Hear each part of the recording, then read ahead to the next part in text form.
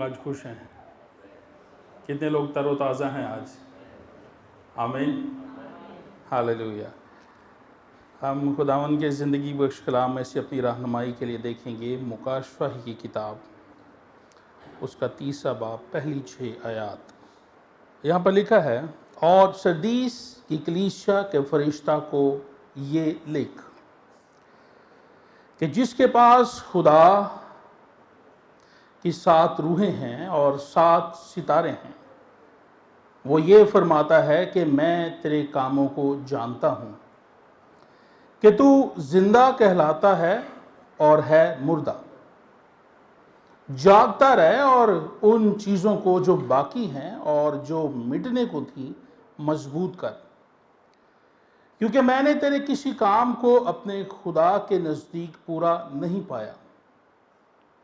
बस याद कर कि तूने किस तरह तालीम पाई और सुनी थी, और उस पर कायम रह और तौबा कर, और अगर तू जागता ना रहेगा तो मैं चोर की तरह आ जाऊंगा और तुझे हरगिज मालूम ना होगा कि किस वक्त तुझ पर आ पड़ूंगा। अलबत्ता सरदीस में तेरे हाथ थोड़े से ऐसे शख्स हैं जिन्होंने अपनी पोशाक आलूदा नहीं की। वो सफ़ेद पोशाक पहने मेरे साथ सैर करेंगे, क्योंकि वो इसी लायक हैं।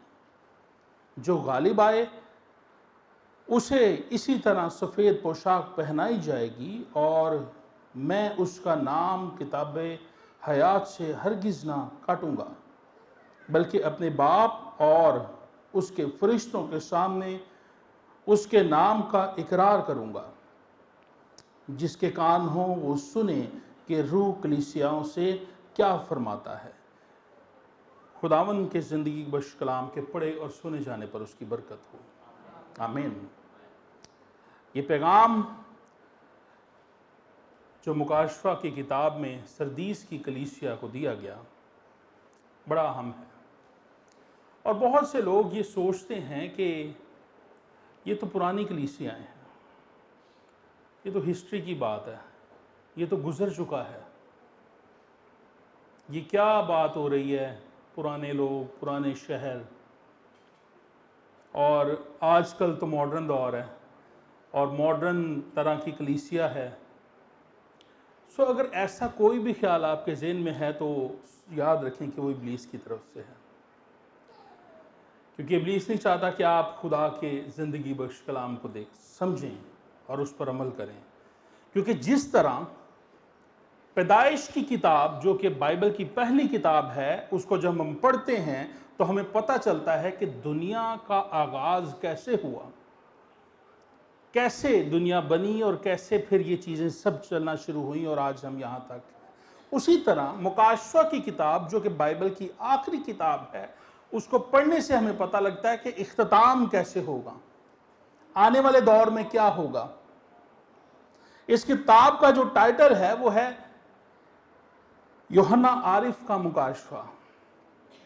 लेकिन जब हम इसको पढ़ते हैं तो हमें पता चलता है कि ये यूहन्ना आरिफ का मुकाशफा नहीं है, बल्कि मेरे साथ देखिए, पहली आयत को जब हम पहले बाब की पहली आयत को देखेंगे तो बड़ा क्लैरिटी के साथ यहां पर लिखा है कि यीशु मसीह का मुकाशफा, जो उसे खुदा की तरफ से इसलिए हुआ कि अपने बंदों को वो बातें दिखाए जिनका जल्द होना जरूर है, और उसने अपने फरिश्ता को भेजकर उसकी मार्फत उन्हें अपने बंदा यूहन्ना पर जाहिर किया।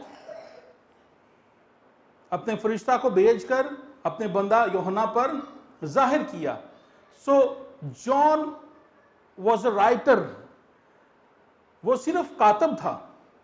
और अगर हम इसके पहले बाब की 19 आयत को पढ़ें तो वहां पर लिखा है, बस जो बातें तूने देखी और जो हैं और जो इनके बाद होने वाली हैं उनको, उन सब को लिख ले। हमें इस बात से अंदाजा होता है कि ये चीजें कितनी जरूरी हैं। ये किताब एक हादसाती किताब नहीं है, बल्कि लिखा है कि इस नबूवत कि किताब का पढ़ने वाला और इसको सुनने वाला और जो कुछ इसमें लिखा है उस पर अमल करने वाला मुबारक है। हालेलुया।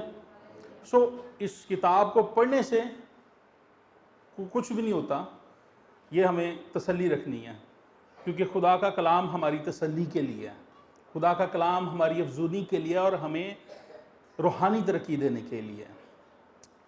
जब हम सरदीस की कलीसिया का हाल देखते हैं तो इसके ज़्यादा मैं हिस्टोरिकल बैकग्राउंड में नहीं जाऊंगा, बस हम चंद एक चीज़ें देखेंगे और फिर हम आगे बढ़ेंगे, क्योंकि ज़्यादातर हम स्पिरिचुअल एप्लीकेशन को देखेंगे।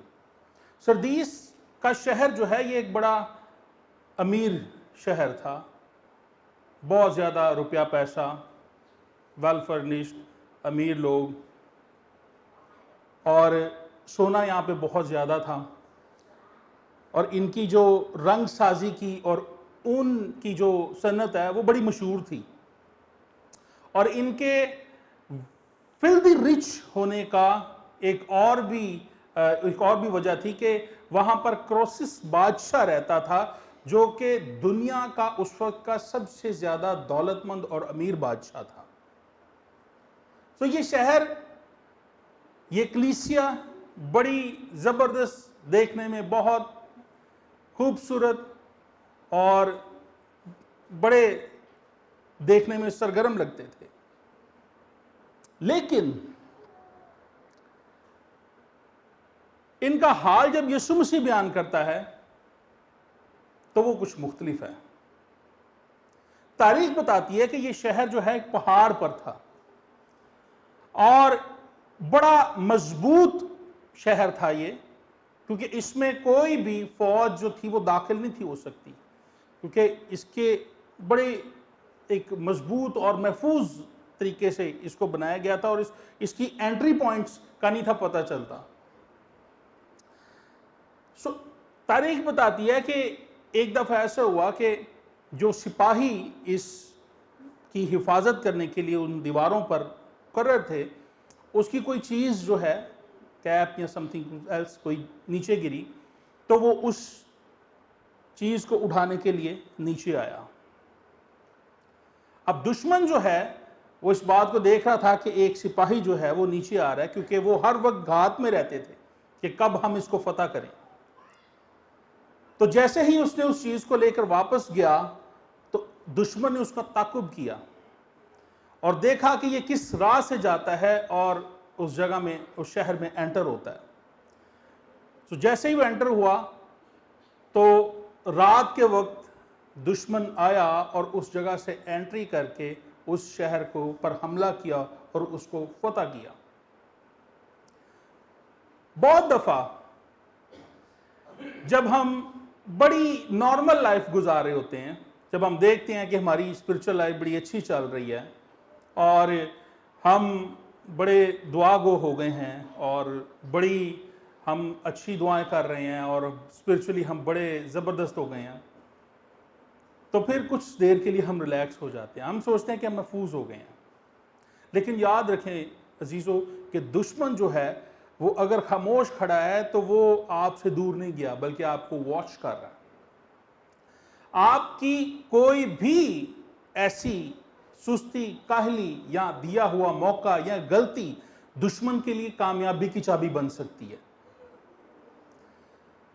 ये भी लोग जो थे बड़े महफूज अपने आप को समझ रहे थे कि हम रात के वक्त सो जाएंगे, अब बड़े महफूज हैं। लेकिन दुश्मन ने देख लिया कि एंट्री पॉइंट क्या है। जब भी आप कमजोर होते हैं, जब भी आप गलती करते हैं, तो वो दुश्मन के लिए एंट्री पॉइंट होता है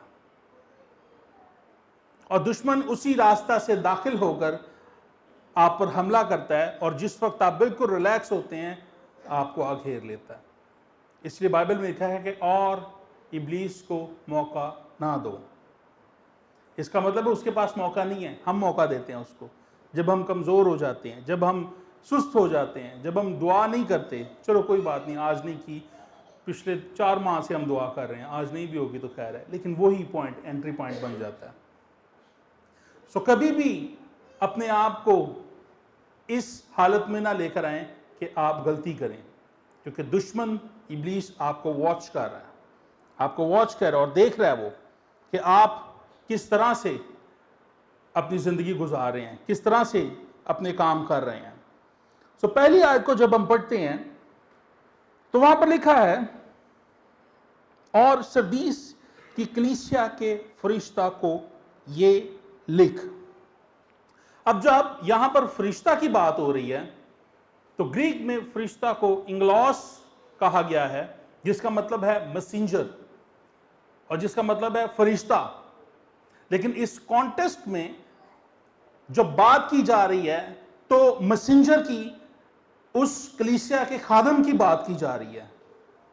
सो दूसरे लफ्जों में यीशु मसीह कह रहा है कि उस कलीसिया के पास्टर को, उस कलीसिया के फरिश्ता को, जो उस कलीसिया पर हेड है, जो मुकर्रर है, उसको लिख। याद रखें, इससे पहले कि खुदा कलीसिया को पैगाम दे, खुदा खादम को पैगाम देता है। इससे पहले कि खुदा कलीसिया पर भेद खोले, खुदा खादम पर भेद खोलता है। इससे पहले कि खुदा कलीसिया पर कुछ जाहिर करे, खुदा खादम पर जाहिर करता है। सो ये बहुत जरूरी है कि हम इन वर्ड्स को समझें, क्योंकि जब हम समझते हैं तो हम लोग अमल करने के लायक बन जाते हैं। मेडिकल का शोबा है, मुश्किल है, आपको नहीं पता इंजेक्शन कहां पर कैसे लगाना है, वेन वाला है या वैसे स्किन में लगना है। लेकिन जैसे ही आप इस काम को सीखते हैं आपको पता चल जाता है, फिर आपके लिए नॉर्मल हो जाता है। हाँ, फिर आपको इन सब प्रैक्टिसेस को करना आसान हो जाता है। तो जैसे ही हम खुदा के कलाम को पढ़ना शुरू करते हैं, इसकी अंडरस्टैंडिंग लेते हैं, तो खुदा का कलाम हम पर खुलना शुरू होता है। सो यीशु मसीह यहां पर कह रहा है कि सरदीस की कलीसिया के खादम को ये लिख, जिसके पास क्या है जी, 7 रूहें और 7 सितारे हैं। जिसके पास क्या है जी? यीशु मसीह यहां पर सबसे पहले अपनी पोजेशन को शो कर रहा है,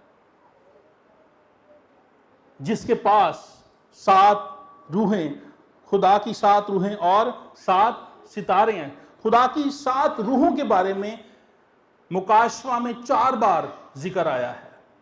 अगर हम मुकाशवा पहला बाब और उसकी 4थी आयत को पढ़ें और तीसरा बाब पहली आयत को पढ़ें, चौथा बाब 5वीं आयत और 5वां बाब 6ठी आयत को पढ़ें, तो हमें ये चीजें वहां पर मिलती हैं कि 4 बार खुदा की रूहों का जिक्र आया है। और ये 7 रूहें जो हैं ये पाक रूह का ज़हूर हैं, the fullness of the Holi spirit. और जब हम यशाया उसका 11वां बाब और उसकी पहली और दूसरी आयत को हम पढ़ते हैं तो वहां पर हम देखते हैं इनका जिक्र। अगर आप देखना चाहें तो यशाया उसका 11वां बाब उसकी पहली 2 आयत को हम देखेंगे। वहां पर लिखा है कि और यस्सी के तना से एक कौंपल निकलेगी और उसकी जड़ों से एक बराबर शाख पैदा होगी और खुदावन की रूह उस पर ठहरेगी, हिकमत और खीर की रूह, मसलत और कुदरत की रूह, मार्फत और खुदावन के खौफ की रूह। Hallelujah, hallelujah. सो ये पाक रूह के ज़हूर हैं। और आगे जब हम पढ़ते हैं तो वो लिखा है कि और 7 सितारे, ये 7 कलीसियाओं के 7 खादम हैं जिनकी तरफ इशारा किया गया है। लिखा है कि वो ये फरमाता है कि मैं तेरे कामों को जानता हूं कि तू जिंदा कहलाता है और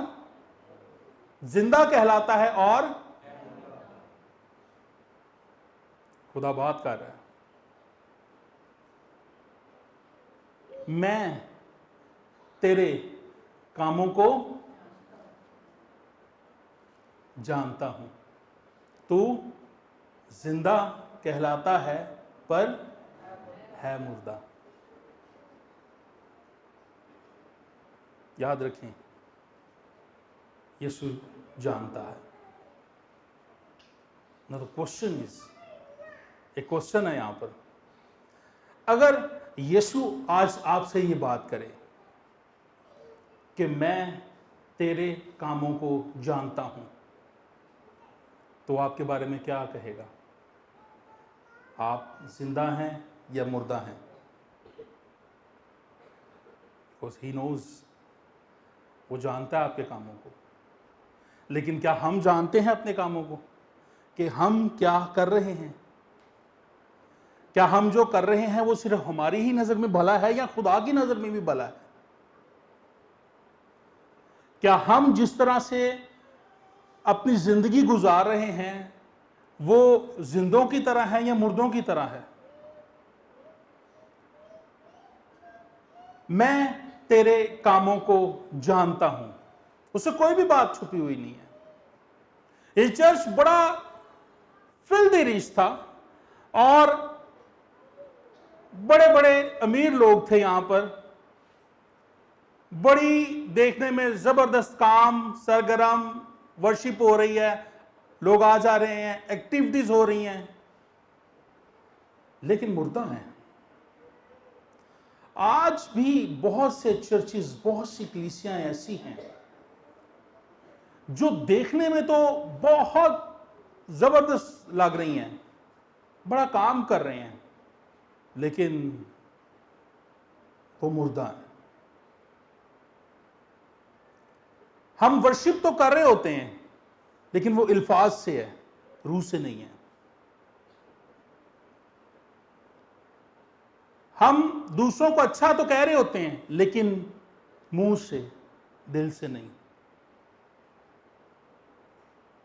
हम पास्टर की बात पर जी जी तो कह रहे होते हैं लेकिन दिल से नहीं। हम दूसरों को हंस के तो मिल रहे होते हैं लेकिन हमारे अंदर कुछ और चल रहा होता है। हमारी हकीकत और हम हकीकत में क्या हैं, ये तब जाहिर होता है जब हम अकेले होते हैं। आप अकेले में जो सोच रहे होते हैं वो आपकी हकीकत है।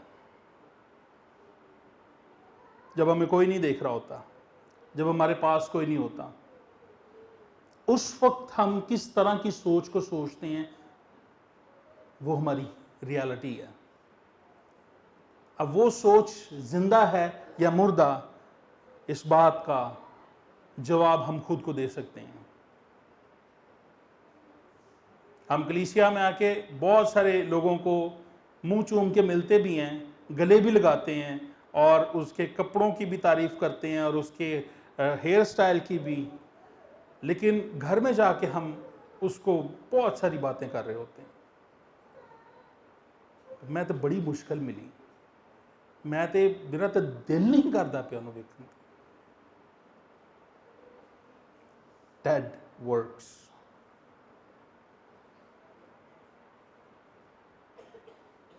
लेकिन खुदा कह रहा है कि मैं तेरे कामों को जानता हूं। हम बड़ा सा हदिया निकालते हैं, इसलिए नहीं कि खुदा का काम हो बल्कि इसलिए कि हमारा नाम हो। हम बड़ा सा हदिया देते हैं इसलिए नहीं कि खुदा के नाम को जलाल मिले, बल्कि इसलिए कि पास्टर का मुंह बंद रहे, वो हमारे खिलाफ ना बोले, ऐसे पैगाम ना दें जिसकी वजह से हम पर उंगली उठे। बहुत सी कलीसियाओं में आज ऐसा देखा गया, भाई साहब तुसी बड़ी चुभी हुई गल करते हो, फिर दिल नहीं करता। कलाम कह रहा है, ये मैं अपनी चीज़ नहीं पढ़ रहा या पास्टर कोई अपनी चीज़ नहीं पढ़ रहा, कलाम बयान करता है चीज़ें। और जो ऐसा है, जब जख्म पे कोई चीज़ लगाई जाती है तो फिर दर्द होती है। सो बाइबल कह रही है मैं तेरे कामों को जानता हूं। So look at your works. क्या आप अच्छे काम कर रहे हैं? क्या आप दिल से मिल रहे हैं? क्या आप दिल से वर्शिप कर रहे हैं?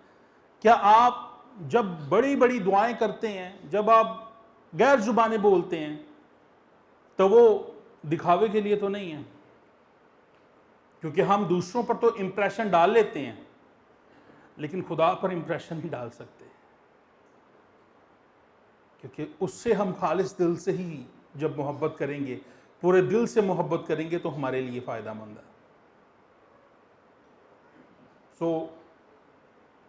आज बहुत सी कलीसियाएँ ऐसी हैं जो बाहर से बड़ी ज़बरदस्त लग रही होती हैं, हाँ, बड़े बड़े कैथेड्रल्स और बड़े बड़े गाड़ियों वाले लोग, और लेकिन हैं मुर्दा। क्यों? क्योंकि मुंह से तो वो खुदावन खुदावन कहते हैं, लेकिन उनके दिल उससे दूर हैं।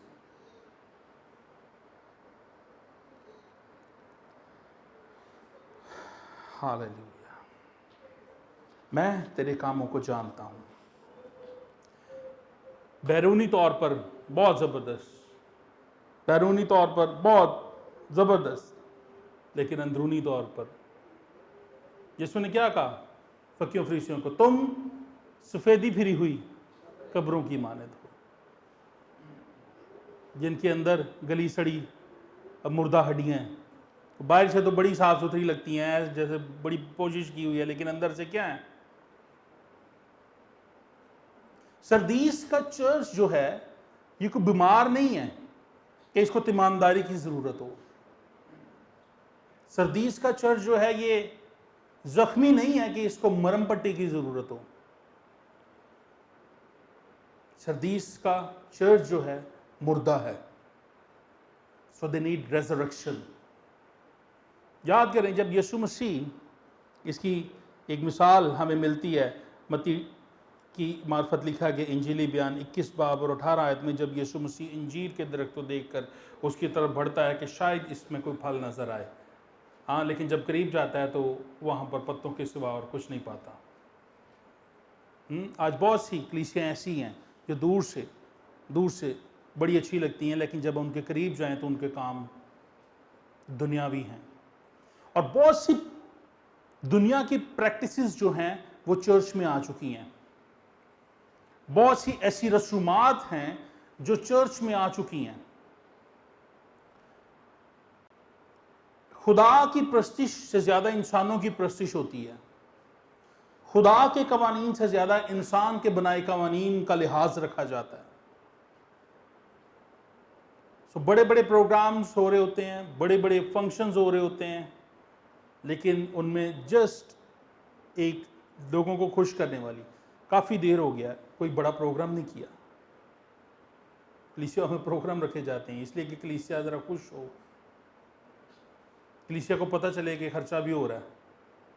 सो ये चीज़ें जो हैं यीशु मसीह देख रहा है, और वो कह रहा है कि मैं तेरे कामों को जानता हूं,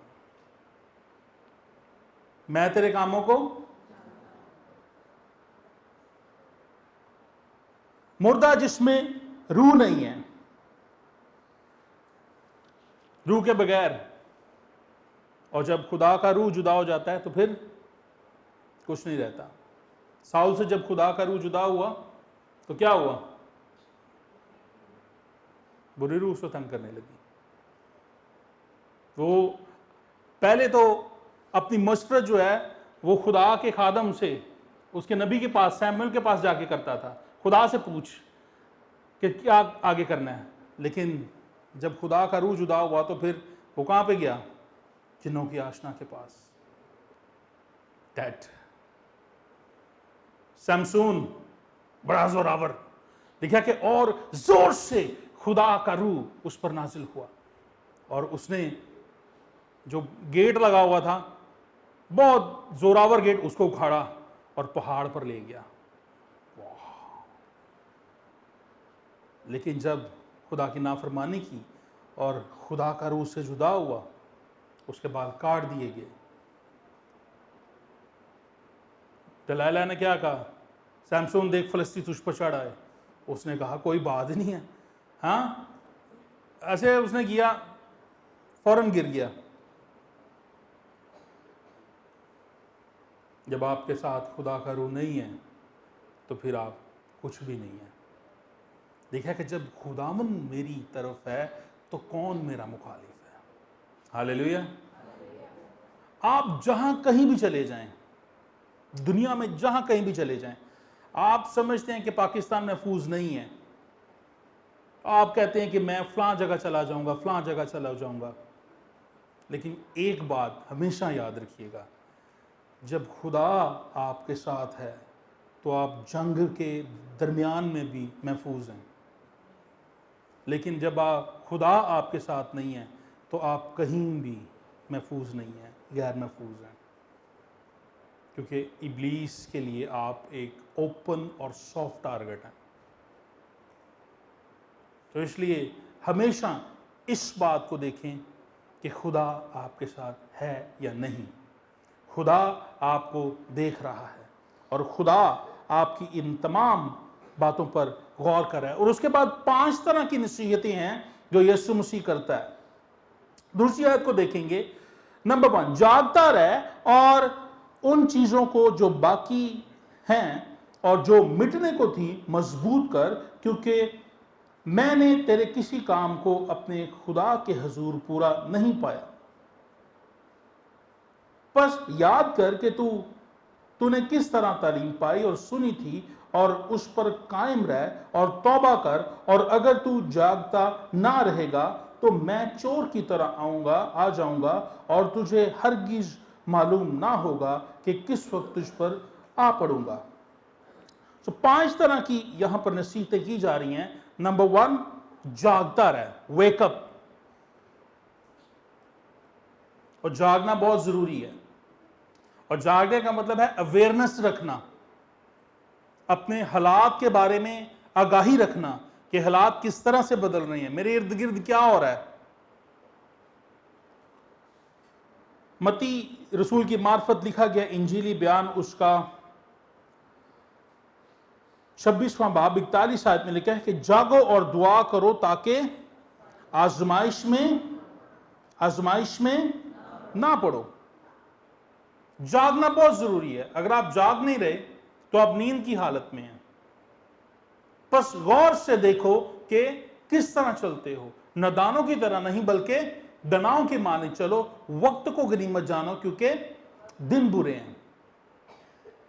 गौर से देखो, बी फोकस्ड कि खुदा आपको क्या कहना चाह रहा है, किस तरह से हालात बदल रहे हैं, दुश्मन किस तरह से आपके चौगिर्द अपना घेरा तंग कर रहा है, और उन हालात में रहते हुए किस तरह आपने अपने ईमान को मजबूत रखना है।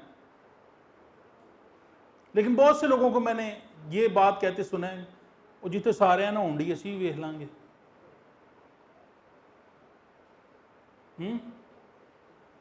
जितने सारे हैं ना जो 2 दक्षी जाने तो असी भी सही, कले हैं थोड़ी। लेकिन जब आग लगनी है ना, फिर किसी की तरफ नहीं देखा जाएगा, फिर अपने ही तरफ देखा जाएगा, अपने आप को। तो ये बहुत ज़रूरी है।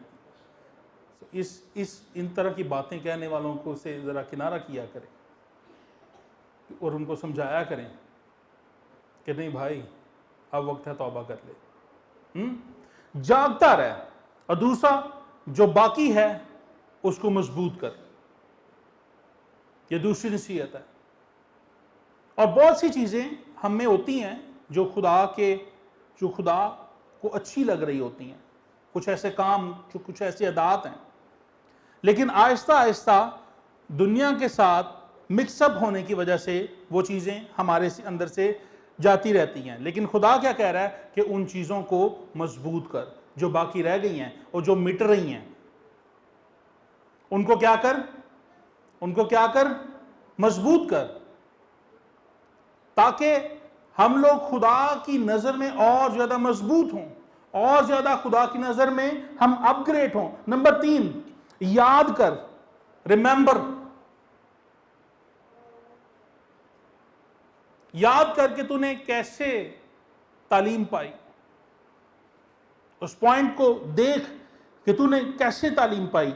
और अगर हम इफ्सिस की कलीसिया को जो पैगाम दिया गया उसमें भी कुछ इस तरह की बात यीशु ने की।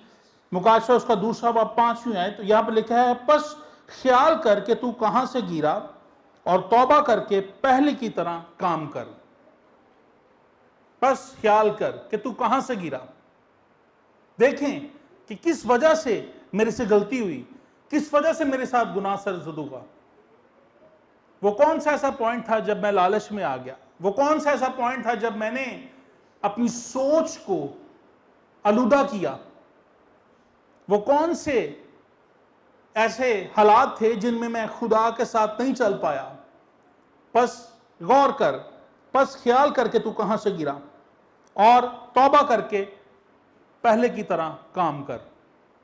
सो खुदा आपको मौका दे रहा है कि तौबा कर ले और फिर से अपने काम पे लग जा, क्योंकि खुदा चाहता है कि हमारी तौबा तक नौबत पहुंचे, हम उसकी हजूरी में उसके साथ जाएं, इसलिए वो आपको मौका देता है। नंबर 4, कायम रह। मसीह ने हमें आजाद रहने के लिए आजाद किया है, बस कायम रहो और दोबारा गुलामी के जुए में ना जुटो।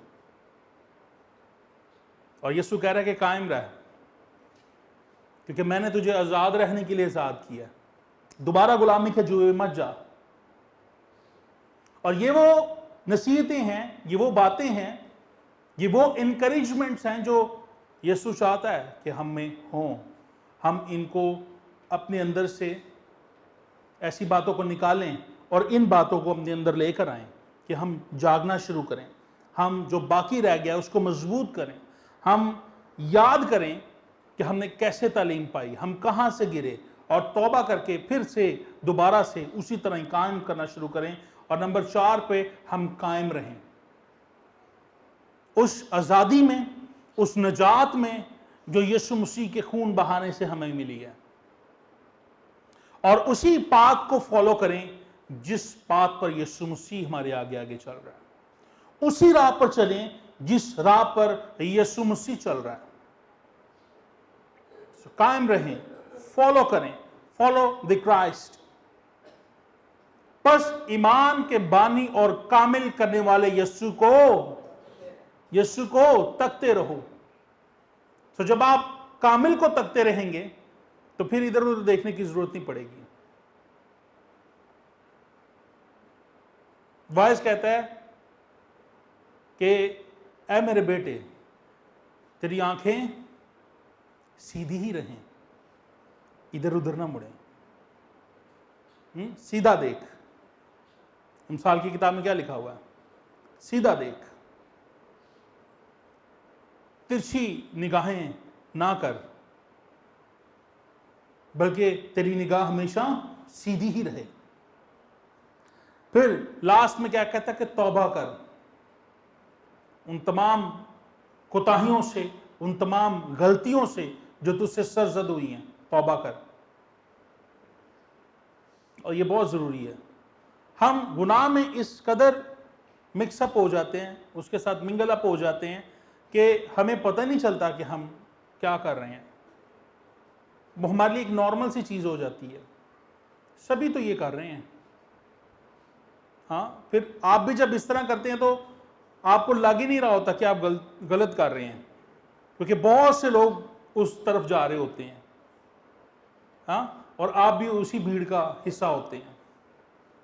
लेकिन जब आप उस भीड़ से अपने आप को अलग करते हैं, जब आप अपनी राह, अपनी तमाम राहें यीशु और उसके कलाम की तरफ फेर लेते हैं, तो आप सच्चाई की तरफ जाते हैं। Hallelujah, hallelujah, praise to Jesus. फिर आगे क्या है? और अगर तू जागता ना रहेगा तो मैं चोर की तरह आ जाऊंगा और तुझे हरगिज मालूम ना होगा कि किस वक्त तुझ पर आ पड़ूंगा। चोर की मानिद आ जाऊंगा और तुझे पता भी नहीं चलेगा। याद रखें कि हमें वक्तों और मियादों का नहीं बताया गया, यीशु मसीह कब आएगा, वो कैसे आएगा ये बताया गया। इसलिए मेरे अजीजों, तैयार रहें। हाल एक ही है, तैयार रहें। अगर आप तैयार नहीं होंगे तो क्या होगा? वो आ जाएगा और आपको पता भी नहीं चलेगा। पहला थस्सलुनीकियों उसका 5वां बाब और उसकी पहली आयत से आप देखेंगे, वहां पर लिखा है, मगर ए भाइयों, इसकी कुछ हाजत नहीं कि वक्तों और मौकों की बाबत तुमको कुछ लिखा जाए, इस वास्ते कि तुम अब खूब जानते हो कि खुदावंद का दिन इस तरह आने वाला है जिस तरह रात को चोर आता है। जिस वक्त लोग कहते होंगे कि सलामती और अमन है, उस वक्त उन पर इस तरह नागहान हलाकत आएगी जिस तरह हामला को दर्द लगते हैं, और वो हरगिज ना बचेंगे। लेकिन तुम ए भाइयों तारीकी में नहीं हो कि वो दिन चोर की तरह तुम पर आ पड़े, क्योंकि तुम सब नूर के फर्जंद हो और दिन के फर्जंद हो, और हम ना रात के हैं ना तारीकी के। बस औरों की तरह सो ना रहें, बल्कि जागते और होशियार रहें। बल्कि जागते और होशियार रहें। हम दिन के फर्जंद हैं, हम नूर के फर्जंद हैं। हम ना तो रात के फर्जंद हैं ना तारीकी के फर्जंद हैं। बस हमें जागते रहना है, होशियार रहना है।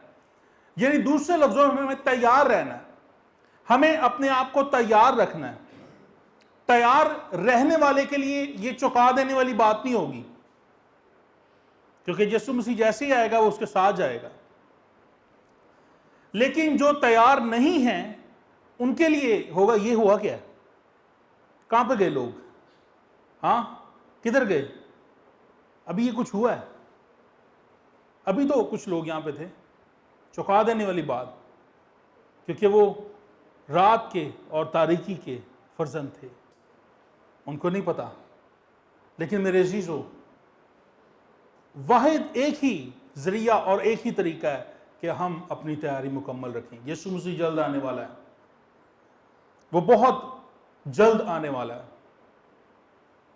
लेकिन किस लम्हा किस घड़ी वो आ जाए हमें नहीं पता। शायद अभी, शायद कल, शायद परसों, हम नहीं जानते।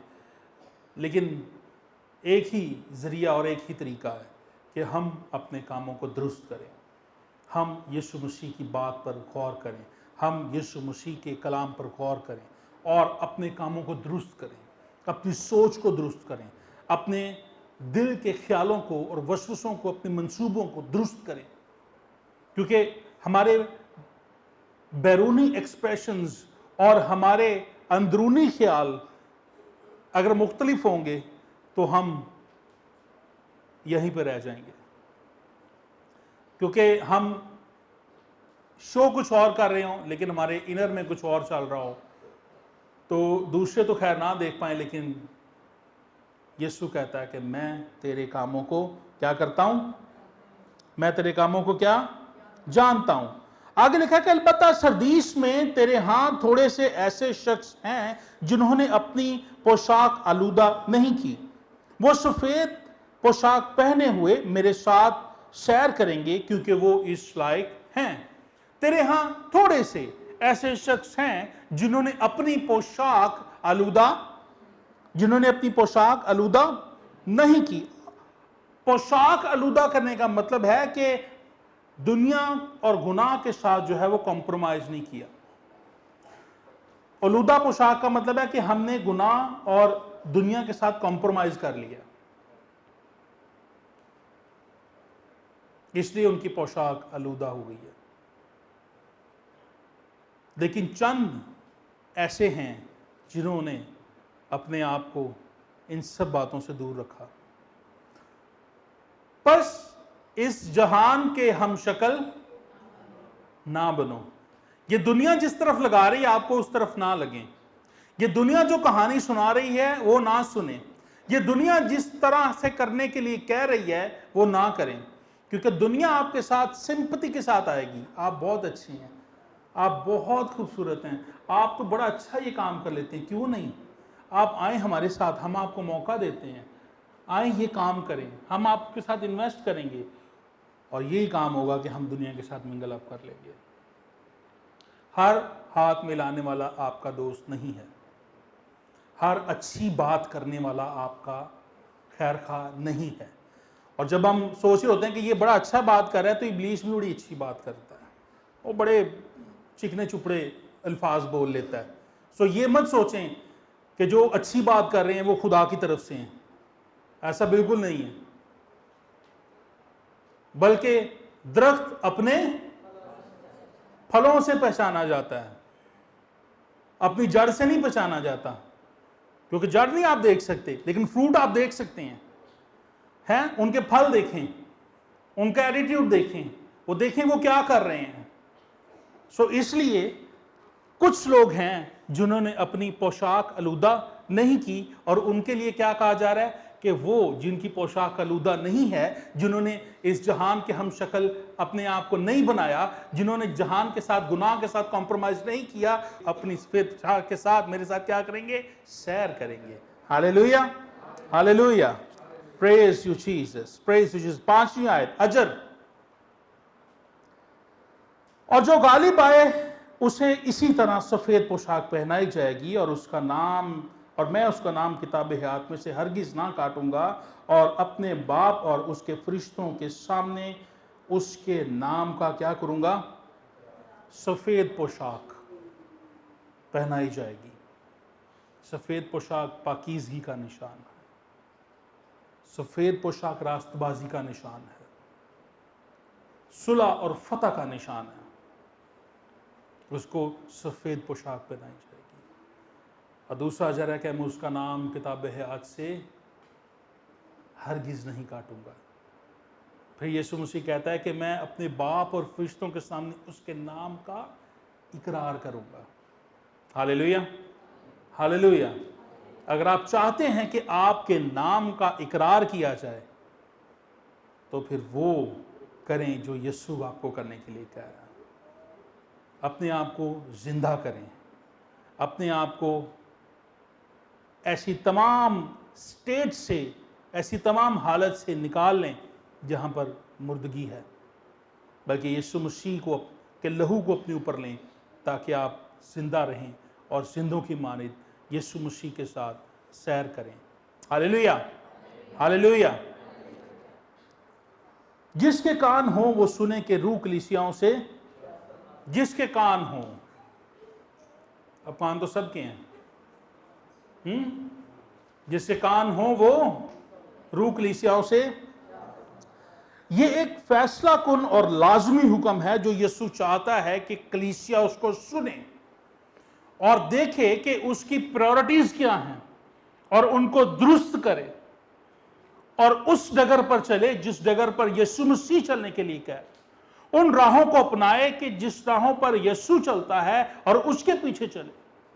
जिसके कान हो वो सुने कि रूह कलीसियाओं से क्या फरमाता है। Check your priorities. क्या आपकी तरजीहात खुदा का कलाम है? क्या आपकी तरजीहात खुदा के वो तमाम रूहानी असूल हैं जो वो आपको देता है? अगर नहीं, तो फिर आप नहीं सुन रहे। आप वो कर रहे हैं जो आपकी मर्जी है, वो नहीं सुन रहे जो रूह आपसे सुनने के लिए कह रहा है। इसलिए कलाम कहता है जिसके कान हों वो सुने कि रूह कलीसियाओं से क्या फरमाता है। आज बहुत सी प्रैक्टिसेस ऐसी हैं जो कलीसिया में हो रही हैं, लेकिन वो बिब्लिकल नहीं है, वो बिब्लिकल प्रैक्टिसेस नहीं हैं, और खुदा उनके बारे में बात कर रहा है। खुदा अपने लोगों के जरिए उनको मना कर रहा है, लेकिन वो नहीं हो रहे, वो नहीं सुन रहे, वो अपनी ही सी करते जा रहे हैं। सो मेरे अजीजों, खुदा आज आपसे ये कहना चाहता है कि मैं तेरे कामों को जानता हूं। गौर करें कि हमारे काम कैसे हैं, गौर करें कि हम किस तरह के काम कर रहे हैं। अगर यीशु आज हमसे ये सवाल करे कि मैं तेरे कामों को जानता हूँ, तो क्या हमारे काम जिंदों की तरह हैं या मुर्दों की तरह? याद रखें कि अगर आप अपनी पोशाक को आलूदा नहीं करेंगे, दुनिया और गुनाह के साथ कॉम्प्रोमाइज़ नहीं करेंगे, तो सफ़ेद पोशाक पहने यीशु मसीह के साथ सैर करेंगे। आपको सफ़ेद पोशाक जो रास्तबाजी का निशान है पहनाई जाएगी, और आपका नाम कभी भी किताब हयात से नहीं काटा जाएगा, बल्कि यीशु मसीह खुद बाप और फरिश्तों के सामने आपके नाम का इकरार करेगा। बस गौर से देखें कि आप क्या कर रहे हैं। नादानों की ज़िंदगी मत गुजारें, दानाओं की ज़िंदगी गुजारें।